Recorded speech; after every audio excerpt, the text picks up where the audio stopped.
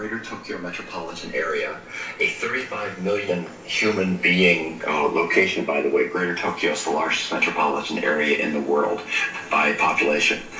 Then there was a tsunami, and there was a seawall around that nuclear site. A lot of the buildings are damaged. The seawall was 10 meters high, and the tsunami was 13 meters high. That sort of didn't work out well, and the area not only was damaged by the earthquake, but it was flooded by the tsunami and further damaged by the force of the water. So you've got basically that the site is offline, and they're attempting over a long period to both manage the disaster and to decommission it. And so tell us...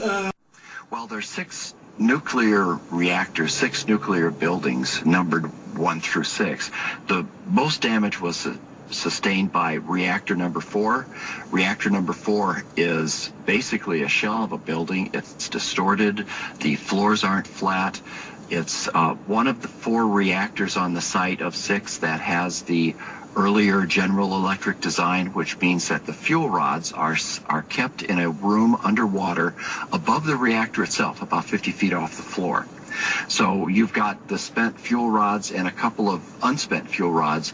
We're looking at 200 unspent fuel rods and 1,300 spent fuel rods. I'm rounding here. In a room that's been distorted by the earthquake and the tsunami. It's basically a crumbling building in a crumbling room, and that's where the greatest danger is, that there's going to be some kind of a collapse, there's going to be some kind of a disaster that's going to cause these 1,500 fuel rods to either fall to the ground and burn or go to criticality. Next to that is a common fuel rod pool, very close to the, I think it's 50 meters, very close to Unit 4. There's another 6,000 fuel rods there. And overall, on a very densely packed site in the 6 reactors in the common fuel rod pool, there are 3,700 tons of spent fuel rods. If this whole thing, at the worst end of this, if it goes to criticality, you've got a nuclear explosion with 11,000 fuel rods that will spew out 85 times the radioactive cesium that we saw at Chernobyl. And so what is...